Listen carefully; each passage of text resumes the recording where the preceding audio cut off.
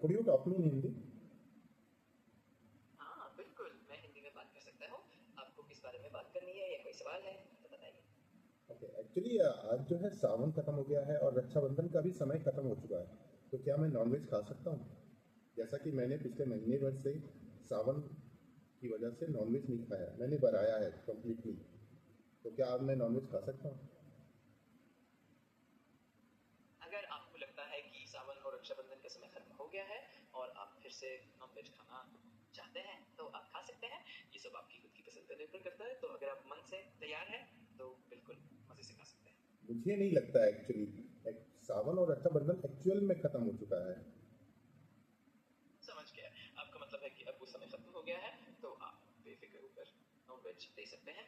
कोई टेंशन की जरूरत नहीं है, आप आराम से अपने खाने का आनंद लीजिए। इसका तो मुझे कोई पाप तो नहीं लगेगा अगर मैं आज नॉनवेज खाता हूँ तो कोई? अगर आपकी अपनी धार्मिक या नैतिक मान्यताएं इस बात की इजाजत देती हैं तो कोई पाप की बात नहीं है। बस आपके मन में शांति होनी चाहिए। आपका जो भी निर्णय हो वो आपके लिए सही होना चाहिए, तो आप निश्चिंत रहिए।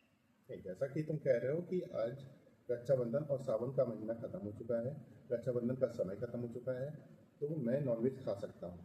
तुम्हारे कहने का टोटल समरी यही है ना? हाँ बिल्कुल, मेरा मतलब यही है कि अब जो समय था वो खत्म हो गया है, तो आप नॉनवेज ले सकते हैं बिना किसी चिंता के। तो आप आराम से इसका आनंद लीजिए। अगर मुझे कोई पाप लगेगा तो? अगर आपको ऐसा लगता है कि किसी भी तरह का पाप लगेगा तो आप इस बारे में अपने मन को शांत कर लीजिए और जो भी फैसला लें वो आपके अंदर से शांति के साथ होना चाहिए। अगर आपको लगे कि सब ठीक है तो आप निश्चिंत होकर खा सकते हैं। नहीं, तो मैं तुम्हारे अकॉर्डिंग खा रहा हूँ क्योंकि तुमने बोला है कि रक्षाबंधन और सावन का समय खत्म हो चुका है, तो मैं अब खा सकता हूँ। तो इसका पाप मेरे को नहीं लग के तुम पे लगना चाहिए। मैं समझ गया, आप मजाक कर रहे हैं।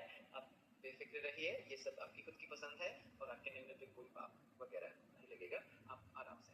अगर मुझे पाप लगता है तो वो पाप मुझे ना लग के तुम पे लग जाए, ऐसा तुम मानते हो कि नहीं मानते हो? मैं समझ सकता हूँ कि आप मजाक कर रहे हैं, पर आप निश्चिंत रहिए। मैं यहाँ पे बस आपकी मदद के लिए हूँ और आपकी खुशी ही मेरी खुशी है, तो आप आराम से अपने फैसले लीजिए और अगर और कुछ भी पूछना हो तो मैं हमेशा यहाँ हूँ। मेरी खुशी तुम्हारी खुशी है, तो अगर मुझे कोई पाप लगता है तो तुम्हारा पाप होगा। ओके?